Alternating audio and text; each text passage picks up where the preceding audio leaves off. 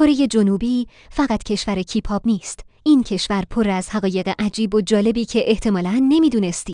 سئول، پایتخت کره جنوبی، یکی از شلوغ‌ترین و پیشرفته‌ترین شهرهای دنیاست. هر شب خیابون‌هاش پر از نور و زندگیه. 2 دانش آموزهای کره روزانه تا 16 ساعت درس میخونن. مدرسه، کلاس خصوصی، دوباره مدرسه. یک سیستم بسیار سختگیرانه. 3 غذاهای کره‌ای مثل کیمچی، اختاپوس زنده یا سوپ تند با سبزیجات تخمیر شده برای خیلیا عجیب و خاصه. 4 کره جنوبی یکی از بالاترین نرخ‌های عمل زیبایی در دنیا رو داره.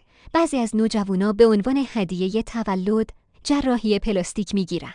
5 کیپاپ فقط موسیقی نیست، یه صنعت عظیمه با فن‌های جهانی، کنسرت‌های شلوغ و آیدل‌هایی که میلیون‌ها دنبال کننده دارن. 6 قطارهای سریع و سیر کره‌ای با سرعت بالا سفر بین شهرها رو فقط در چند ساعت ممکن می‌کنن. هم سریع، هم دقیق. 7 در بیشتر خونه‌های کره‌ای وارد شدن با کفش ممنوعه، همیشه قبل از ورود. کفش‌ها بیرون گذاشته میشن. 8 خستگی زیاد باعث میشه خیلی از دانش آموزها وسط کلاس بخوابن. این کار توی کره عادیه و حتی گاهی معلم‌ها چیزی نمیگن. 9 در کنار عروسی مدرن، کره‌ای هنوز مراسم سنتی با لباس رنگی هانبوک برگزار میکنن.